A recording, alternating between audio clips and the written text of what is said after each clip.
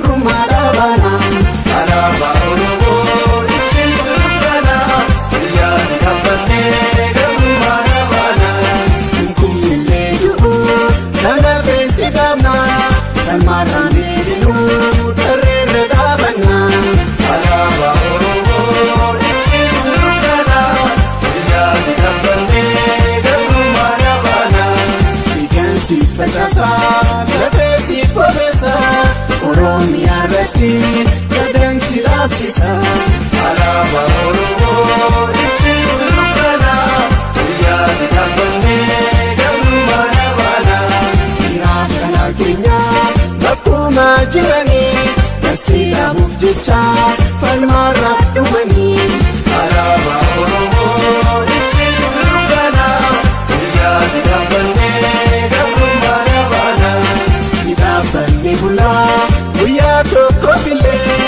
guyyaan sun ni dhufa hangam yoo turellee alaabaa Oromoo ittiin dubbana guyyaan dhaabbatee gabrummaadhaabana asxaa sirna raayyaa abdii walabummaa dhiigaan garsi dhaabnaa yafaajii tokkummaa alaabaa Oromoo ittiin dubbana guyyaan dhaabbatee gabrummaadhaabana.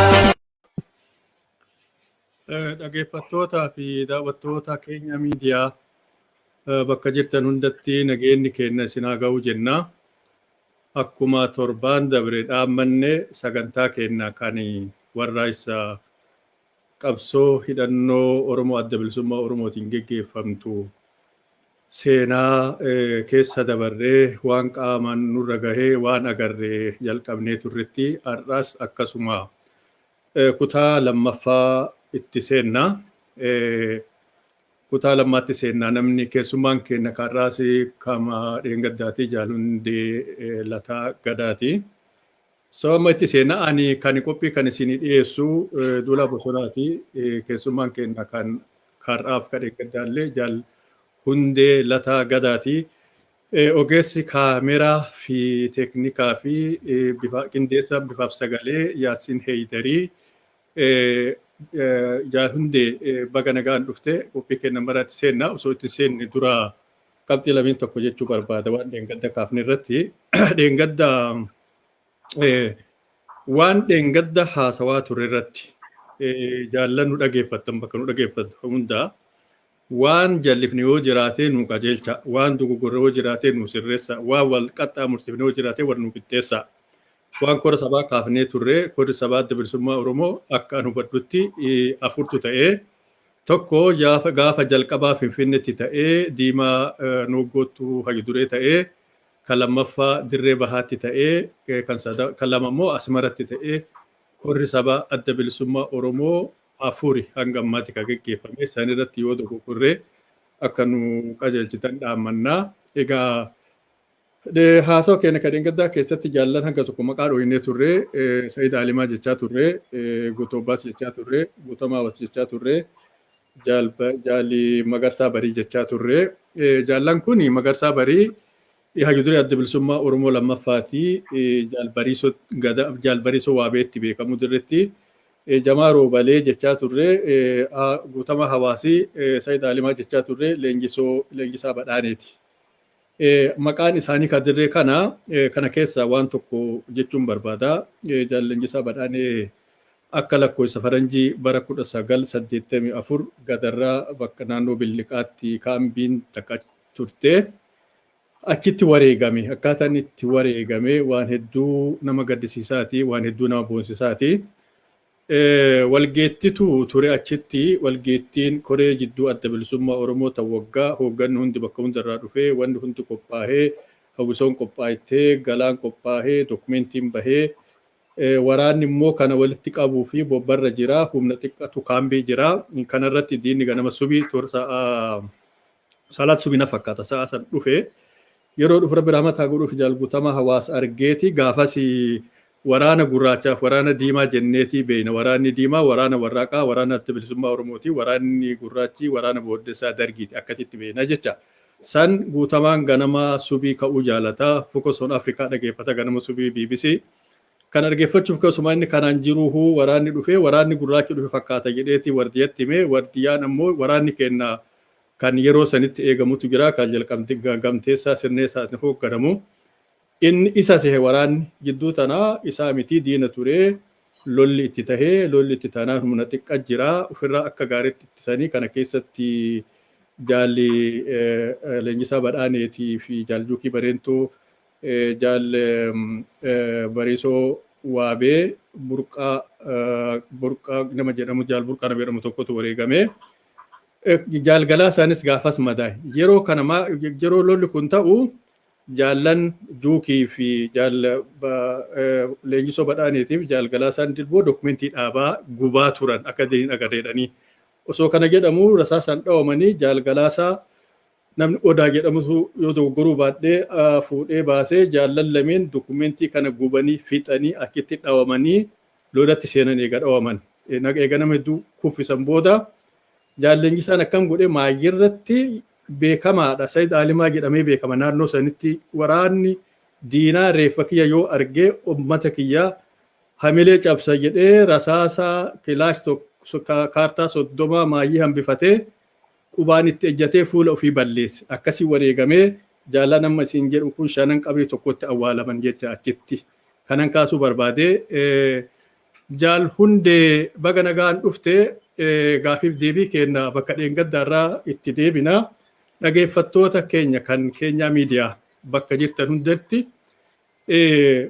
waan isinitti himnu kuni waan ilmaan keessanii ragaye waan abbaa manaa keessanii ragaye waan abbaa keessanii ragaye waan hadha keessanii ragaye seenaa ilmaan keessaniiti dhageeffadha ammallee dhageeffadha jaal hundee bakka dheengadda kaafneerraa bakka maabarri isin jala deemee ihaaphaa isin sehee osoo isin rakkisuu bakka mul'isee firaa jaarraa biraa dhayxanii achitti isin beekan achirratti dhaabne achirraa kaafneeti itti fufnaa jaal hundee baga nagaan dhufte dhiyaadhuun jedha.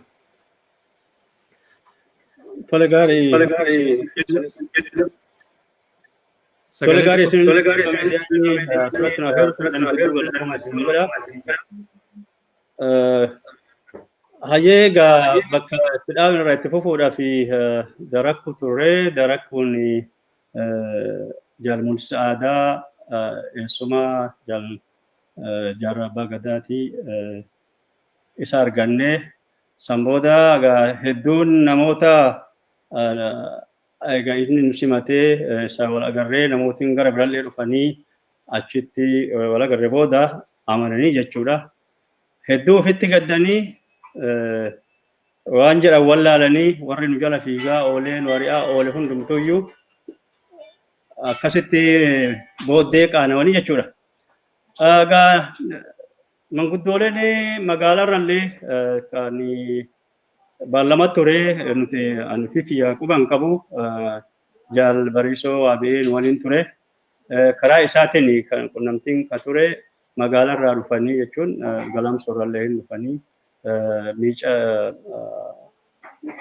miicataa miti machaarrallee hin dhufanii waacurrallee namni hin dhufee achitti manguddoon halkan haasawaa bulanii guyyaa lammatallee achuma ollee gaafa kaan egaa karaa bobbaa keenya itti saganteeffannetti bobbaa keenya jalqabne jechuudha.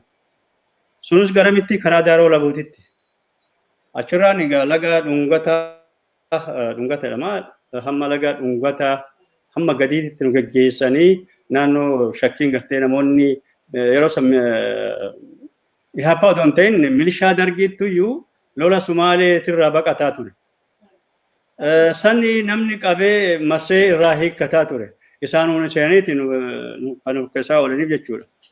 Kanaaf hamma laga dhungataatitti gadi nu buusanii hoggaa nu ol ceenu laga gama ceenu nu biraa deebi'anii san booda nuti itti fufnee guyyaa guutuu deemaa oollee gara galgalaatirratti naannoo Sakiinaa jedhamti nan fakkaata naannoon suni yoo dogoggorallee nama folchaati. Naannoo Sakiinaa san geenne lafti dukkana roobni waan biraatti akka deemnu wallaallee ganda tokko argannee gandi suni gartee duwwaadhaaf ona namni naannoo sanii buqqa'ee jira akka jirutti nama takkatu keessa jira kan jidduudha ol deebi'e. Mana san marsinee mana san jala bullee jechuudha. Achi ganama kaanee karaa Burraayyuu jedhamtitti deemne. Burraayyuu san immoo Jaal Abduqqee yookaan Haaji Abduqqee jedhama. Nama naannoo saniiti.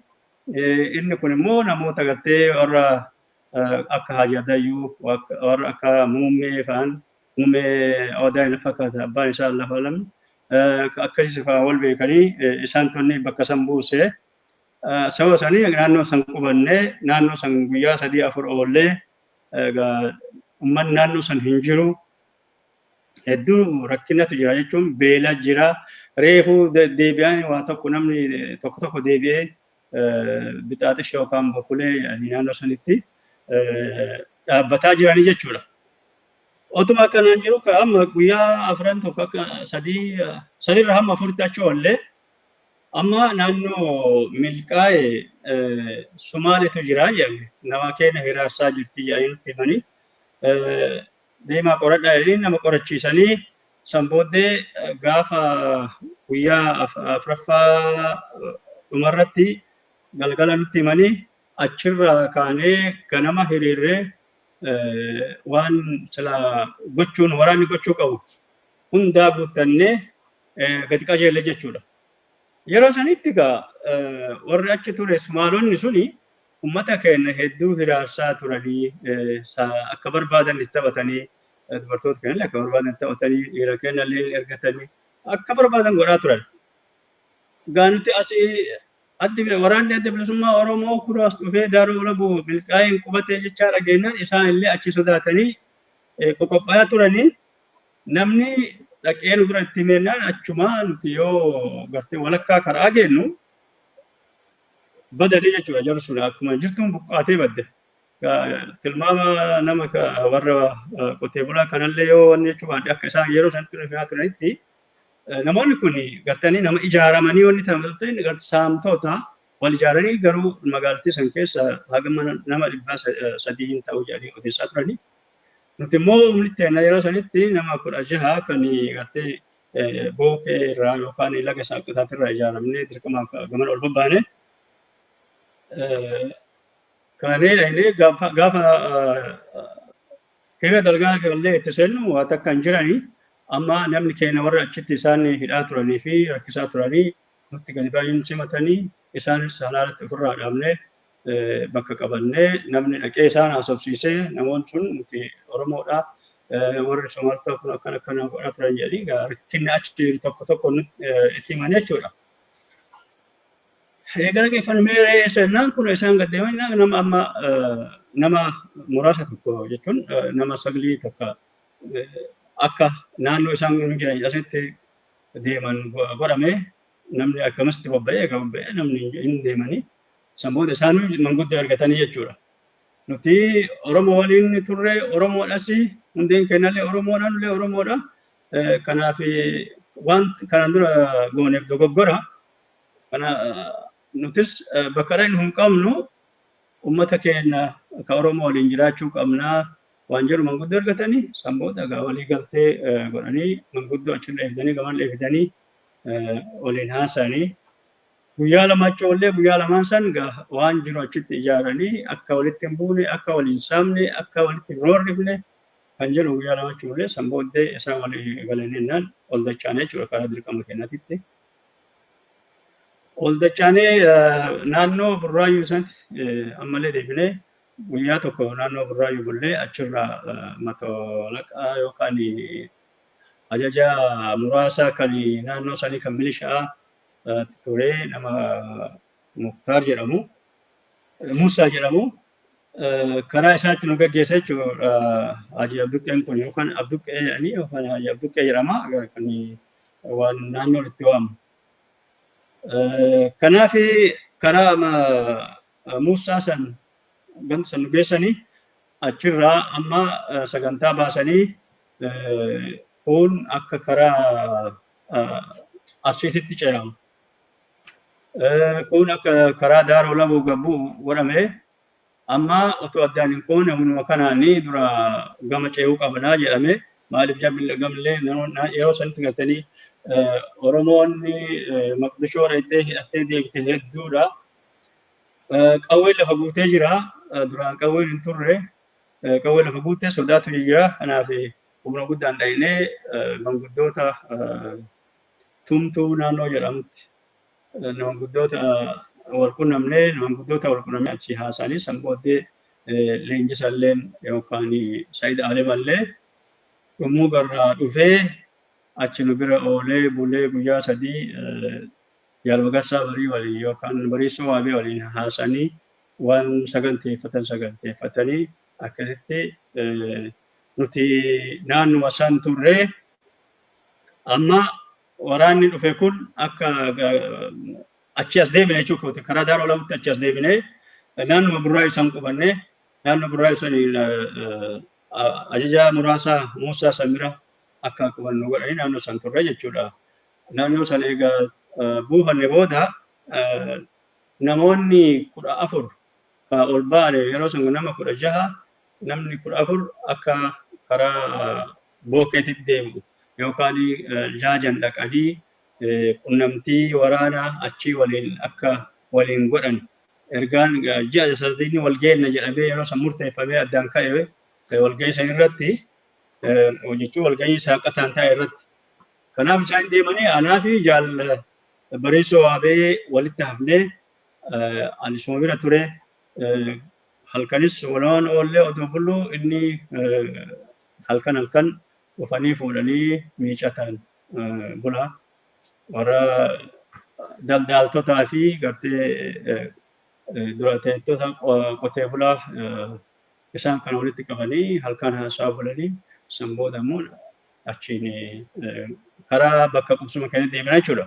Otuma kanaan gara yoo xiqqaate gara ji'a lamaatti dhiyaata goroo baadhee yoo sanis ta'uu baate ji'a tokkoon ta'a. Amma takka gamana karaa Daaroo Lamoo dhufnaa lammata immoo karaa Arsii kutaa Arsii kanatti achi ceenaa jechuudha. Sunis laga ejersaa gama yookaan tumtuu naannoo jedhamuu fi furdaa naannoo jedhamu sanitti achi ceenaa. Achi keessaa gama guddoon hin dhufanii warri akka Saayid Alima kunillee dhufanii kanumaan otoo hojjennu sanirraan egaa karaa Gaadulloo magaalaa jedhamtu immoo achirraan gadi buune anumaaf inni achirraan karaa Gaadulloo san dabarree manguddoota naannoo san jirtu hamma Daaroo Billiqaatitti walitti akka namni gartee ijaaramu nama ijaaraa ture Magarsaa Barii. Achi boodan egaa xiqqoo tureetiin jennee waraanni ol deebi'anii egaa waraana san keessa warri turan keessa abbaa biyyaa roobaa ture.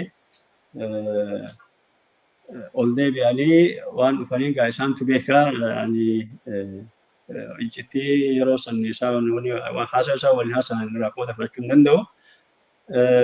Gabaasanii fi otuma kanaan jiru ammas kan lammata illee gad deebi'anii gaafa lammata gad deebi'anii jedhan ammallee anumaa fi Magarsaa Bariitti waliin ture.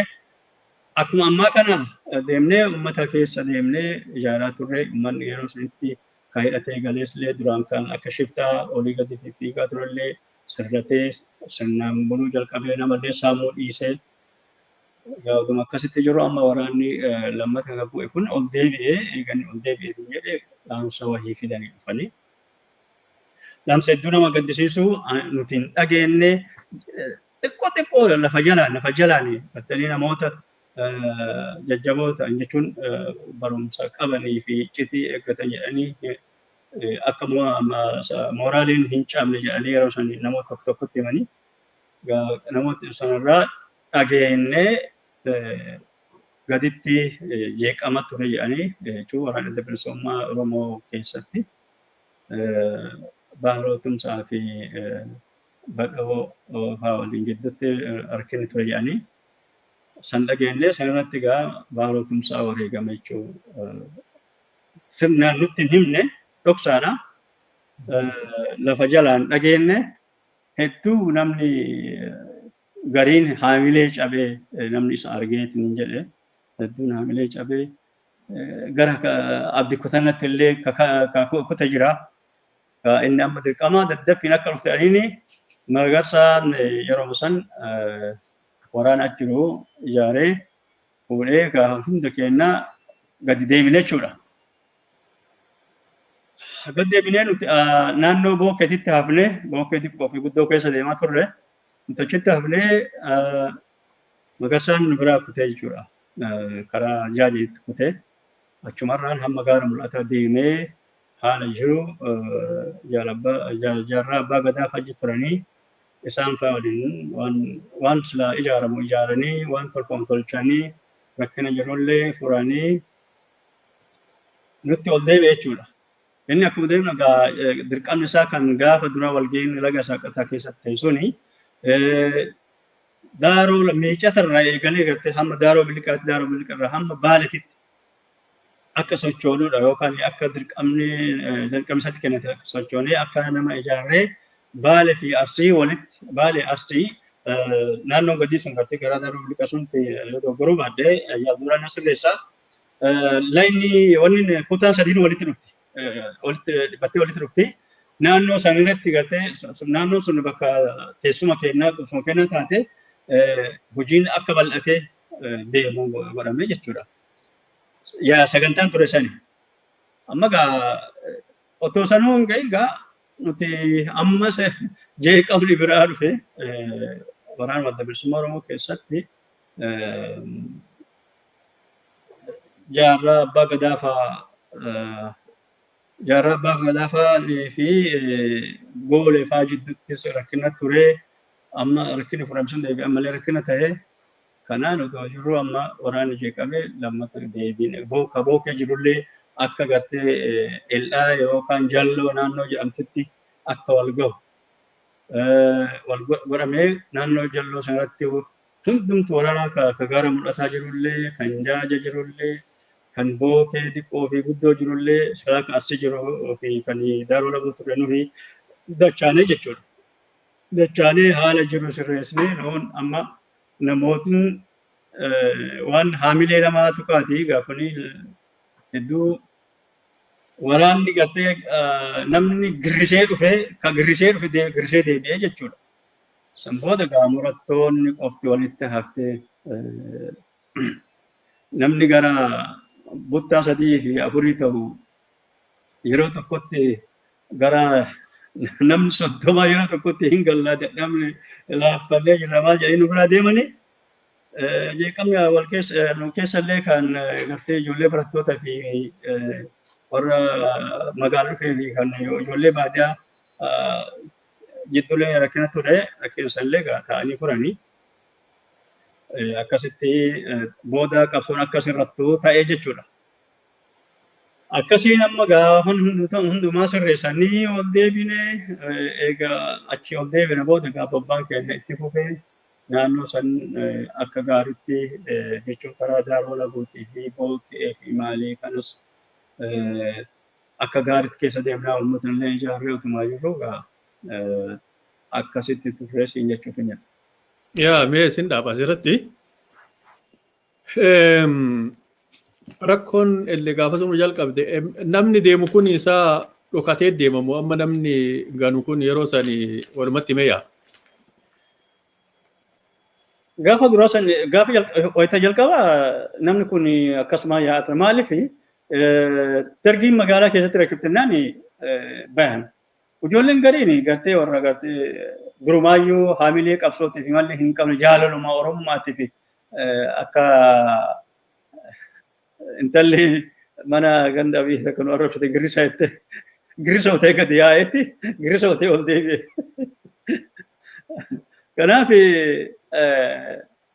akka dhokatee deemaa ture wanni qawween sun gartee qawween dhufte sun akka itti dhufte nama achi turetu beeka. Wayita san gartee qabsoon warra daggala keessa turantu beeka. Dhiigan dhuftee qawwee dhiigan dhufte tana fuudhanii deemaa turanii. San akka hin taane waraana bakka hundaa waliin qabanii warri dadhabdanii laafanne jettan lakki qabsoo kan itti fufuu hin dandeenyu beela hin dandeenyu rooba hin dandeenyu aduu hin dandeenyu dhoqqee hin dandeenyu jettanii qawwee dhaabaa lafa kaatee gaafa isin mijjate hin dhuftanii deemaa jedhanii akkasitti hayyama ofiitiin akka deeman fedhii ofiitiin jechuu kiyya akka deeman godhanii kan kanarraa ka'e egaa yeroo tokkotti qawwee 30 lafa nuu kaayan 30 lafa kaanii ijoolleen kun wanti irra hedduminaan naannoo dhawatirraa dhufanii qajeelanii jechuudha. Deemanii argitti akka kennatanii qawween ta'inallee akkatti nu baraarte jechuudha yeroo sanitti haala baay'ee hamaa tokko ture. Akkasitti jechuun kan wanni ta'uu danda'e deebi'ee of ijaaree sirnaan amma gad dhaabbatee waraanni kan socho'uu jalqabe jechuudha. Kan biroo bakka Sumaalee sanitti deebi'uu barbaada waan naannoo sanitti dhagahee egaa kun isin booda nama tokko osoo haasofsiifnu uummata keessaa dubbisee waan sargoo natti himaa ture waan sargoon nu gootee jedhee maal isin goote jennaan dubartii teenne taphattee irraa baateeti dhagaa baatirii itti guurtee yoo raadiyoo ta'e dubbadhu yoo baatirii ifi jetteetti akkasi gootee biraa deemtee jedhe. Akkasi wasaasaan fuunee magaalaa geessinee dhagaa baatirii keessaa guursifnee akkasitti hanga ammaatti rakkoorra jirti dubartiin sun jedhee natti himee qabsoo Oromoo keessatti uummata Oromoo namni waan godhin hin jiru. Namni waan miidhin namni waan godhin hin jiru. Namni gartee yoo gabroome nama hundatu namatti taphataa. Sanillee qabsoomaan keessa dabarree. Qawween qabsoon dhufte gartee dhiigaan dhufte namatti du'ee dhufte. Kun lafaa ka'eetuma qabsoo dadhabee fudhatee deemuu hedduu nama gubaa hedduu gara nama nyaataa. Sun adeemsuma qabsooti rakkoma qabsooti haddaa qabsoo qabdu kan baananii nama wajjin qabsoo gootutu qawwee fudhatee si jalaa deema nama tiratti addattuu nama ati jaalattutu du'a si bira rakkoon qabsoon qabdu haddaan qabsoon qabdu homa akkasiiti jechuudha waa hedduu keessa dabarree as geenne jechuuf hin jedhee mee itti fufi jaalbanis wajjin deemaa turree jette. Baaroon isin du'uma dhageettan jechuun akkaataa maaliif akka waan dhageettan qabdan yeroo san jaali baaroon. Jaal baaroon akka itti du'e dhoksaadha. Maaliif waan dhoksaa ta'ee fi nama haamileen bu'aa fi jechuun waraanni akka haamileen hin buune baay'ee jaallatamaadha baay'ee jaallatu qabsaawaadha. Nama gartee silaa dhufee sadarkaa sanarra daggala keessa rooba keessa dhoqqee keessa deemuuf yookaan achi bulu hin turre namni sun gartee akka sanbooda dhageenyattii fi amma akka seenaa adda bilisummaa Oromoo irraa dubbifnee hubannettis namoota illee akka gaafadhee ofii kiyyaa dhageettis akka nutti himanittis nama qabsaa'aadha. Bu'uuressaa gartee qabsoo adda bilisummaa Oromoo kana yookaan uummanni Oromoo akka gabrummaa naftanyoota kana jalaa bahu yookaan gabrummaa Amaaraa jalaa bahu kolonii yeroo sanatti kolonii jennaan ammallee kolonii jalaa bahu warra nama qabsaa ture mana barnoota yookaan yuunivarsiitii mana barnoota ol'aanaa keessatti ijoollee Oromoo nama walitti ijaaraa ture manguddoota nama walitti ijaaraa ture warra maccaamtuu lama kana keessa illee ture. Namni kun hedduu nama jaalatamaadha nama beekamaadha. Kanaaf namatti himamne dhugaa dubbachuuf egaa achii bahee karaa daree qabsoo karaa dhihaatti dabalee booda jaalleencoo nu alagarree gaafannaan akkana jedhee natti hime san booda malee san duratti wanni kana jedhee nutti himame hin turre jechuudha. Garuu namootiin dhagaan jiru. Namootiin dhagaan jiru. Warri koree jidduu keessa jira warri akka Bayaan Asoobaa fa'aan Dr. Bayaan Asoobaa fa'aan warri dhagaa hin jiru warri beekan jiru. Kana alatti waraanni sirnaan wanti ta'ee dhagame hin jiru jechuudha. Amma jaalleencoo maal sitti hime gaafa dhihaasanii duuma isaa sitti immoo akkanatti waamee akkam sitti hime inni?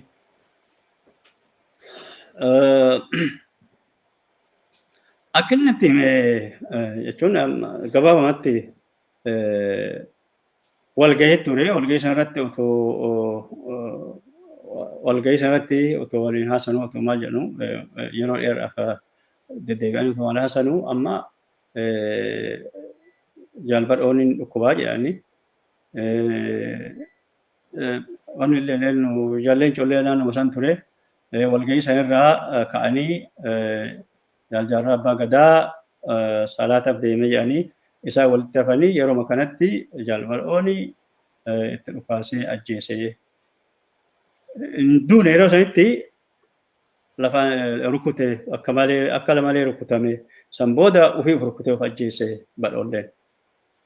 Kanaaf dhiigni dhaabbachuu dideeti kan du'e jedhani ammanuma itti yoo dhaabne wayyi. Yaa osoo jechuun haakima gaarii argate jiraachuun isaanii maleecha silaa guyyamatu ga'e. Akka gaarii ta'e egaa guyyama ga'ee haa ta'ullee egaa yaalii karaa namaatiin odoo haakima gahaa argate hin baraaraa ture. Dhukaafni yeroo san dhagahamee namni magaalaa illee as dirmatee hin jira. Akka jaal nagarii Fayyisaa namni jedhamu naannoo Haramayaa san ture. Isaan kun nama achi deddeebi'aa ture. Inni nama fidee yaala ture. Otoo hin ta'in lolli naannoo san waan turee fi sadarkaa du'ee jechuudha. Hedduu gaddina kaa wareeguma qabsooti kunis waan goonu hin jiru hedduu nama gaddisiisa. Mee duuba deebina mee jaalle Leenjisaa Badhaanee yookaan Sayyid Alimaa wajjin jalqabaa kaatanii qabsoo kanatti dabalamuun qabsoo kana seenuun qabsoo gochuu fi waa hedduu wajjin tattaafattanii turtan. Jaal Sayyid eenyu jaal Leenjisaa Badhaanee kun nama akkami jettee yaaddameet akkamitti ilaalteessa? Leenjisaan kun dhugatti sabboonadha. Jaynallee beekallee nama gartee tooftaa qabu nama malaan deemu gartee nama malaan hojjetu nama achi ilaalee namni kun nama akkam ta'e nama beeku baay'ee hamma namni tokko beekumsa qabu yookaan namni tokko dandeettiin qabu jedhamutti sadarkaa isaasitti nama beekumsa qabu nama gartee hedduu tooftaa diinaa amala namallee dafee qoratee bira gahu nama dafee xiinxalee waa hubatu nama hubata akkasiiti. Mana barnoota keessatti illee nama jabaa ture dhugaa rabbii dubbachuudhaa fi hiriyoota isaa keessaa nama jabaa ture. Sanirraan darbee egaa inni hangafoonni keenyaa warri akka Muyee Abdoo fa'aa isaan naannoo tokko ijoollee naannoo tokko waan ta'eef inni hin dhufaa isaa wal qunnamuu waa'ee qabsoo Oromoo kana itti himaa nama lafa jala bilchaatee yookaan sabboonummaan hedduu itti dhagamee tooftaan gartee itti waa hojjetullee itti beeku jechuudhaaf nama akkasii ture hedduu. Dhugaa keetti anillee kan anillee hanga tokko waggaa tokko ol wajjin ture na fakkaata. Waggaa tokko wajjin ture ajjeesaa jala ture. Inni gaafatamaa foolleeti yeroo sanii naannoo amma jenne kana bakka kutaan sadeen itti walitti dhiyaatu nama daaroo billiqaa turre. Yaadadha yeroo tokko namni wahii nam lama qabu nu jalaa fudhataniiti nu jalaa badanii saayilii nama 12 naaf kennanii jala deemee guyyama tokkoon gaara sana maqaan isaa maal isaa gaara abalqaasim jalaan gabbuune malkaa dullachaa jedhamtu jechuun ol baanee diree kusee maddiin baanee guyyama tokko wanta dhayne beektaa maali gaara kubbaayyoo dhayne. Yeroo gaara kubbaayyoo geennu ijoollee ganda beena ganda dhayne dura dhayne beektaa osuma nu gandeen nutti dhufan ijoolleen.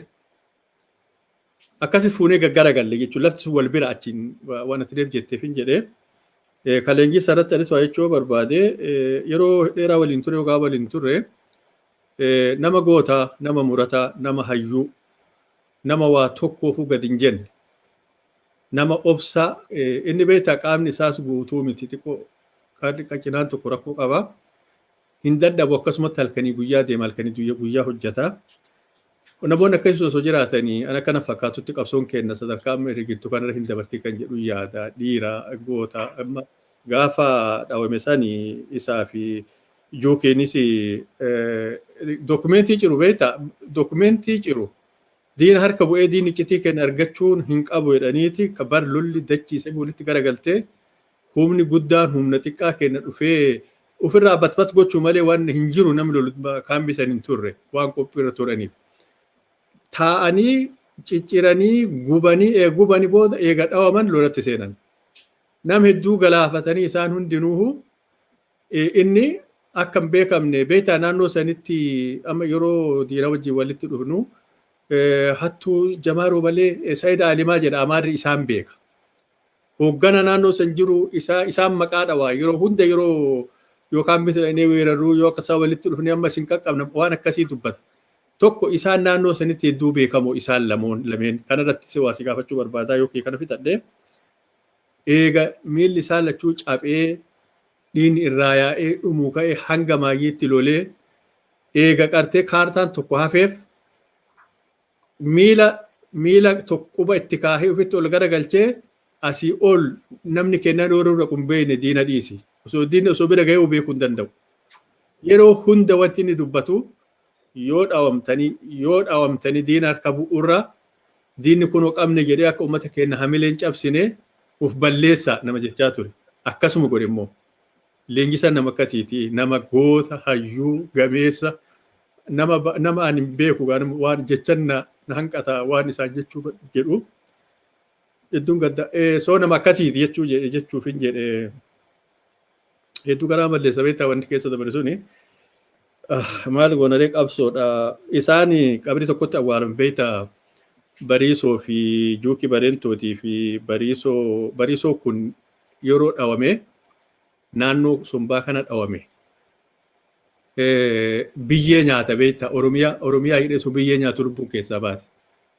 Mayiraa Baalee dhaqqabdee wal dhaqqabdanii Mayiraa Baalee nama jedhamu tokkoon si booda na fakkaata. Mayiraan kuni yaadannoo isaa kan inni qabate karasaasni fi wajjin bahee dhiiga isa san fuudhee kaahe. Yaadannoo waan inni gaafas jedhee isa san fuudhee inni illee wareegama irraan sunamu. Waan san fuudhee kaahee quubsatti kenne na fakkaata maayyii abboo ani waan ta'u beeku jedhee bobbaa deemaa ture. Jaalquubsaa waan kana jabeessi seenaadha dhiiga Bariisootii jedheeti itti kenne jaalquubsaa waan istoora kaayee naan jedheen si'a gaaf tokko meeni gaafanna isallee gaafachuu gaafiif deebii wajjin gochuuf tattaafataa jira yoo kunnaa milkaa'e waan sanii bakka itti dhiinsaa sun maayyee aanes baruu dandeenya. Waan akkasii keessa dabalachuu ka'e isaan sanii Guusaa Burqaa nama jedhamu ajajaa waraanaati Bariisoo Gadaa obboleessa Muktaar kanaati beektaa Muktaar ammas jiru kan inni koree jidduuti. Juukiin koree jidduuti. Leenjisaa Badhaanee koree jidduuti gaafatamtoota zoonii saniiti isaa fi Juukiin. Isaan afran kana qabri tokkotti awwaalaman naannuma sanitti. Lolli ta'ee guyyaa guutuu walirra oolanii diinni sanga dhumee diinni achumatti gatee deemee reeffa isaa walitti dalchaanii eegasii humni kun birmatee dhufee namni hedduunis madaahee jaalgalaasaa yeroo san madaahee ture. Isa fuudhanii goda geessanii murannoo jaarmeni kun qabu. Jala san awwaalanii teessuma san itti fufan beektaa. Galaasaa akkuma miilli cabee jiru sanitti mila hidhatee teessuma geggeessee teessuma san xumuramtee ibsa baasan. Akkumatti as hin geenne jechuu kiyya qabsoon kun namni madaahee illee taa'uu hin dandeenye dirqama isaa raawwataa ture jechuu kiyya. So leenjisaan hanga waan yaadadhu keessaa nama yeroo tokko hin dadhabne nama yeroo tokko hin beela'e jedhee hin teenne nama yeroo tokko hin sodaanne gameessa nama hayyuu goota homa irraa hin qabu namni sun akkuma jiru sanittuu deemsa yoo deemuu namni san dhaqa beektaa. So leenjisaan an hanga irraa beeku kanuma jechuuf hin jedhe. Egaa kanatti ansini amma isin Jaalbariisoo wajjin yeroo hedduu deddeemaa turtanii Gotobaasis waliin dhaqqabdan na fakkaata achitti Gotobaas. Isaan kun nama akkamii? Jaalbariisoo nama akkamii? Gotobaas moo Jaalbariisoo? Jaalbariisoo. Gaafii. Jaalbariisoo. Jaalbariisoon nama sadarkaa kiyyaan akkana jedheetti waan isaa himamuu miti. Dhugaa jagnaa waan si ajaa'ibsu keessaa akka hin irraanfanne mana hidhaa maakkalaa gaafa ture qabamee gara ji'a 6 booda namni tokko hidhamee achi nu bira dhufe teelee itti gaafatamaa ture. Namni sun Oromoodha garuu sammuu namaara. waa'ee isaa waa'ee dhufee amma waa'ee qabsoo bilisummaa Oromootti himnaani cal naan jedhe maali jennaani ani Oromtichi otoo achi jiru ijoollee haabbaa hidhamtee achi jirtu isaan jala fiigaa ture. Maal ammallee wayyootan ijaarsana maal taatan isin abbaa nama guddaadhaan eegaa Magarsaa barii nama beektan taatani namni kun akka ta'e hin beektaa maaliif barmeessitti munaan jedhe achi naan hiqee Magarsaa barii naan jedhe nama ajajaa isaatillee gadi hin jenne bakka taa'ullee hin kaane jedhe. Yoo dhufan jedhe ajajoonni isaatillee heetum katanyaa isaa usta allaan gabaam jedhanii deebi'anii jedhe. Jalqabuma raqabee akka gartee mindeeffamee mana hojii teelee keessa hojjetaa ture akka mindeeffameetiin jedheen takka gaaf tokko isaanii gad jedheen beeku isaanii nagaa fi waan gartee fayyadanu dalagaati irratti malee walli hin haasee nama hin beekne akkasuma jedhe namni sun. Kanaaf kana jedhee sitti muun xiqqoo na rakkisaa jayna dhugaa jayna hamma nama tokkotti beekallee sabboona dhugaatillee of kennaa dhugaatillee qabsoo kanaaf. Kanaaf Magarsaa namummaan gartee caalaa wanni jedhan yoo waa'ee isaa sitti himuun gaariidha. Hedduu namatti dhagamu hedduu gartee jayna beekaa nama akkasiiti Magarsaan gabaabatti. Galatoon. Gotoo baasoo mee? Maayyilee kaartumitti du'e na fakkaata Gotoo baas. Kaartumitti du'e Gotoo baas nama qabsaawaa gartee of kennaa sabboona ilma Oromooti. Dhugatti nama saba kana jaalatu umrii isaa guutuu yoo siin jedhe wanni akkanatti hin taane umrii isaa guutuu ummata kanaaf nama of kenne nama gartee gaafa Ombir yookaan gaafa Ombir san illee nama achi dhaqee namoota sanfaa namaa ture. Gaafa Raggaamataa godhuu fi Jeneraal Waaqoo guutuu faalolan illee gaafa waggaa 8 san illee nama dhaqee bakka kan hundaa namaa ture. Nama gartee of hin qusanne nama hin sodaanne nama tooftaa beeku mala beeku nama malaan deemu abbaa biyyaa ta'e yoo jedhe humaa itti qaata malee itti hin guddatu. Nama akkasii ture gartee inni ka isaa itti wal barre gaafa maccaatu lama taa'e san warra san keessaa tokko achi wanni jeeqama gaafa maccaatu lama ka'e san booda irratti teessuma maccaatu lama ka taa'e san irratti namoota qabamanii hidhaman keessaa tokko inni waggaa lama hidhamee isaa fi Amaan Lungoo nama jedhan ammallee lubbuun hin jira. Waggaa lama hidhamanii rabbi lubbuu isaanii haa maaru rabbi haa araaramuu fi abbaan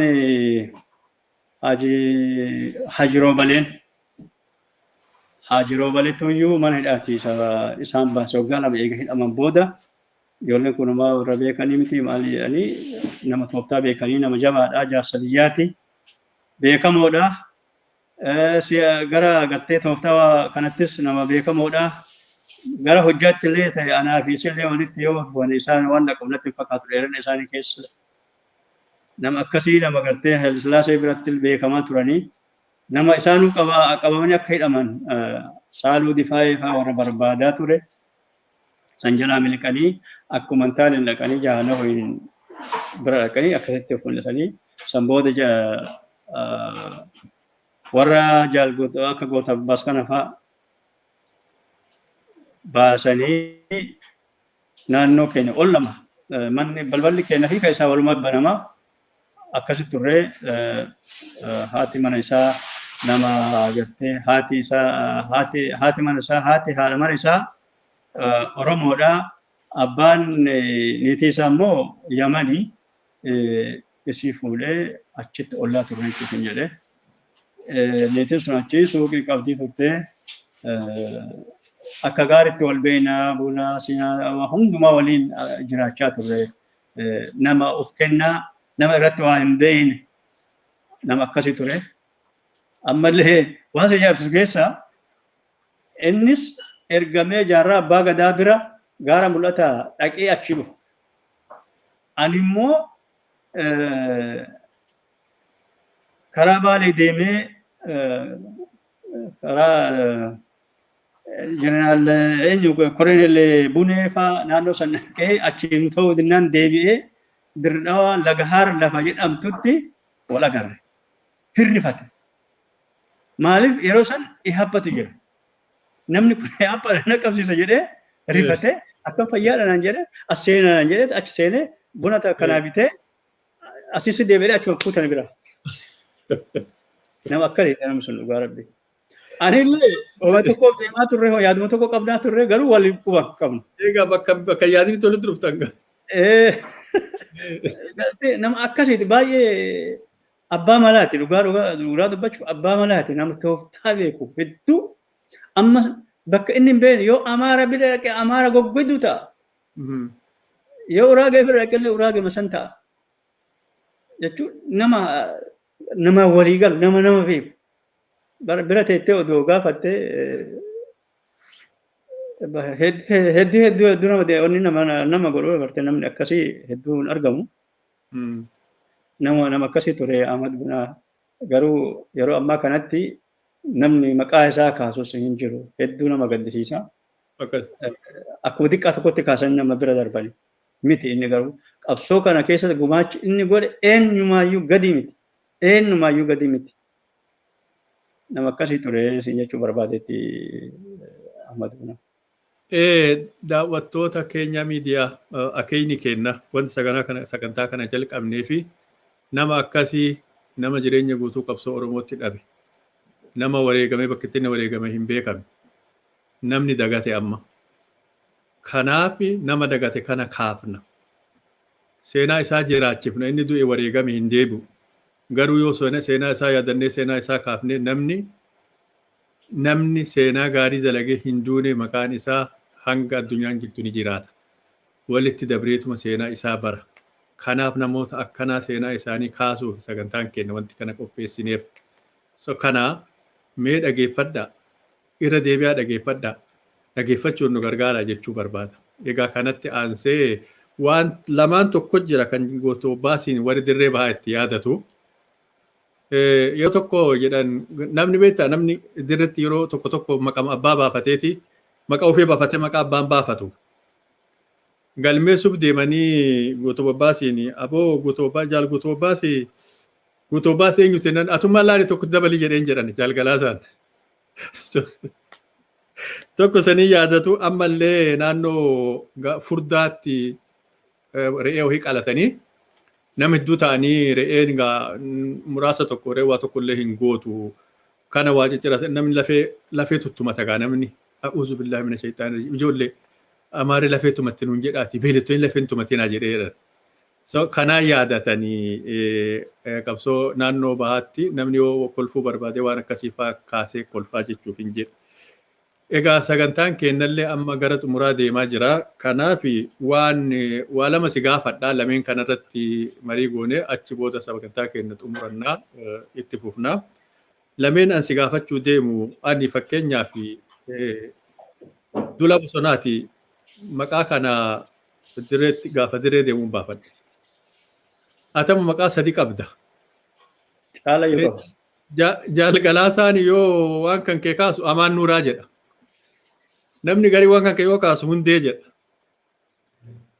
Mee maqaan kee kamii kamtu kan warri sii baase kamtu kan qabsooti akkamitti sii bahee mee kanarratti waa jechuu barbaada.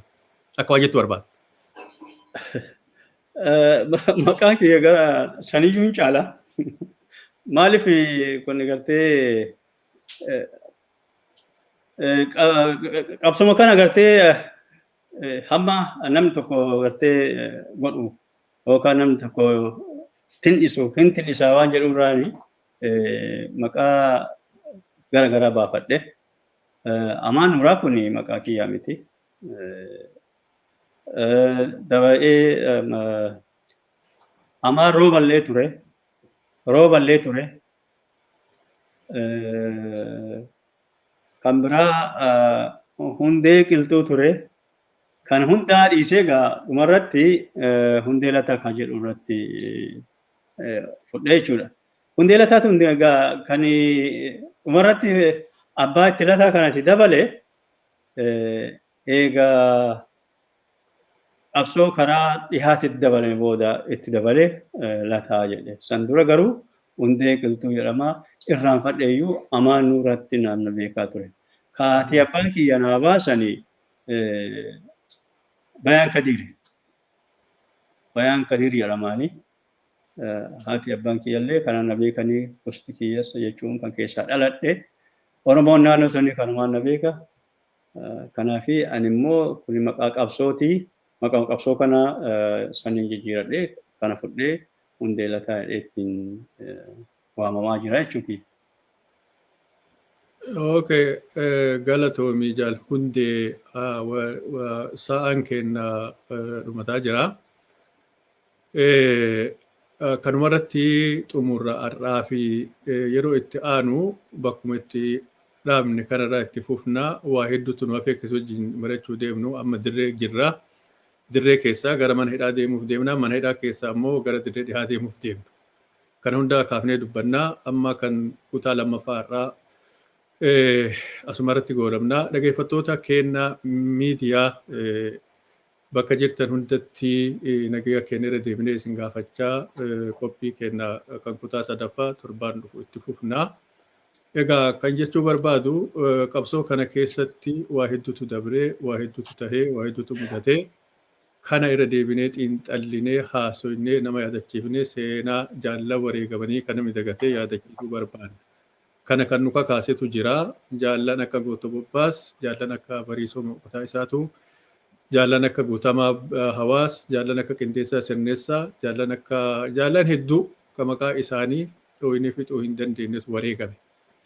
Waan qabsoo kana keessatti ta'ee waan chaartarii duraa namni dagataa jira. Seenaanis dagataa jira. Oromoonis dagataa jira. Kan yaadachiisuu barbaadu. Qabsoon Oromoo dhagama darbuu qofaan hin jalqabne. Yeroo karaa dheeraa deemtee as geet karaa dheeraa keessa dabarre kana irra deebinee yaadachuu barbaada. Kana waan nu yaadachiisetu jira. Ilma goota keessattu dagatame. Hayyuu keessattu dagatame. Beekaa keessattu dagatame. San kaasuu barbaada. Yeroo tokko jaal Qindeessaa wareegamee waraana akkuma tireef jettee waraanni hamileen cabxee hangi tokko faca'ee kana dhaqqabna jenneedha innee namni tokko jaal Galaasaa waa gaafate. Namni akkamitti hin duune ni jira ni jira akkamitti hin duune waan gaarii eeguu hojjete qofan duune namni sun ni jedhe lubbuun bahuun hin ooltu. Egaa kanaafuu akkasii namni lubbuun bahuun hin ooltu garuu seenaan isaa yoo jiraate namni sun ni jira san yaadannaa. Egaa sa'aatiin kennaa gara xumuraa deemee jira.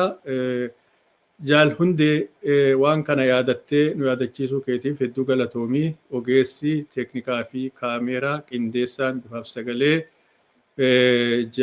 obbo Yaasin Heidarisi hedduu galatoomii jennaa qophii keenya kanarraa anis kan isin dhiyeesse Duulaa Bosonaati. Maqaa kanallee jijjiirachuuf deema. Maaliif hojjettanii dur maqaa kana gaafa dirree jiru Duulaa Bosonaa jedhee amma immoo Duulaa Osloo jechuun kiyya dhoodhu kana mee waliin irratti haasofnaa. Kan waan nu daawwattaniif hedduu galatoomaa fayyaa ta'aa ulfaadhaa. Nagahaan nu jiraadhaan isiniin jedha. Galatoomii naafeeroo keessaniif keelloo miidiyaan galatoomaa. Jaalduudhaatillee galatoomii akkasii nagaan na tura hamma walitti deebinutti. Galatoomi. Alaabaa Oromoo ibsituu dukkanaa guyyaa si dhaabbannee.